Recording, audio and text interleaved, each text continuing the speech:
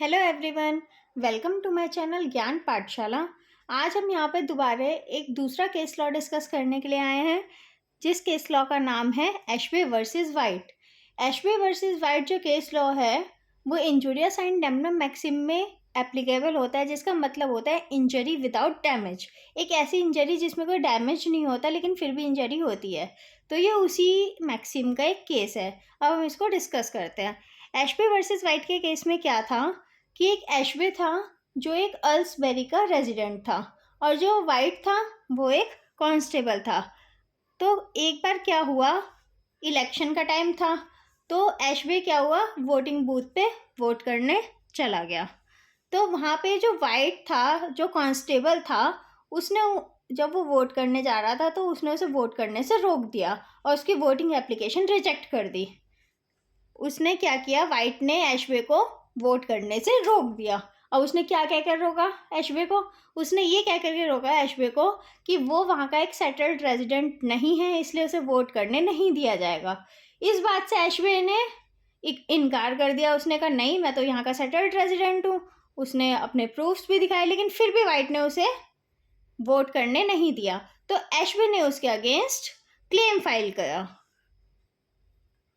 अब इसको फैक्ट्स के रूप में एक बार रीड कर लेते हैं।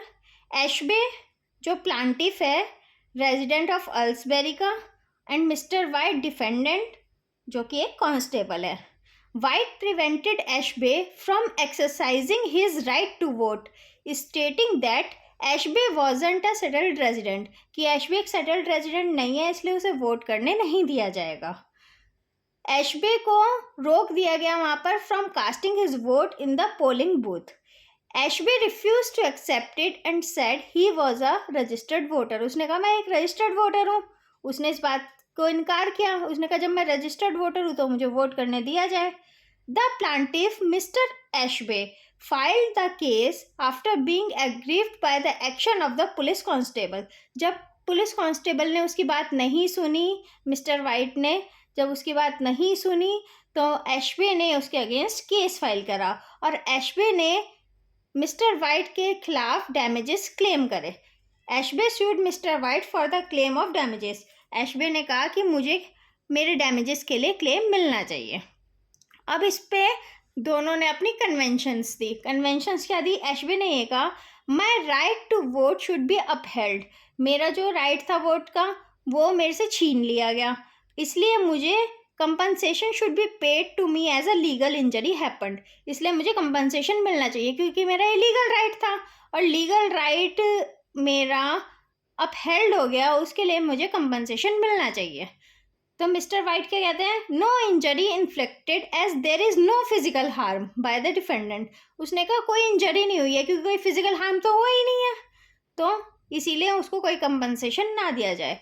अब ये जजमेंट कोर्ट का क्या आया इसमें? कोर्ट का जजमेंट ये आया कि लोअर कोर्ट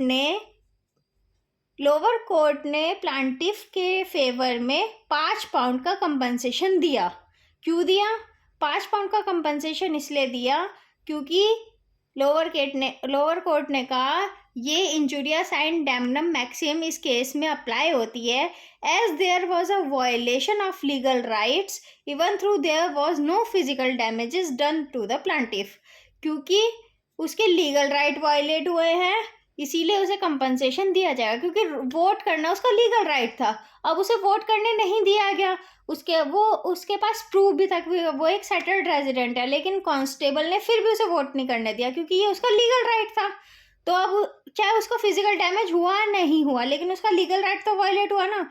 इसीलिए लीगल राइट वायलेट होने की वजह से उस पर injurious and damnum maxim applicable होती है, जिसकी वजह से उसको 5 पाउंड का कंपनसेशन गवर्नमेंट की तरफ से मिस्टर वाइट के थ्रू दिलवाया गया। That's it for this video. I hope you like my video. Please like and subscribe my channel and comment also. Thank you.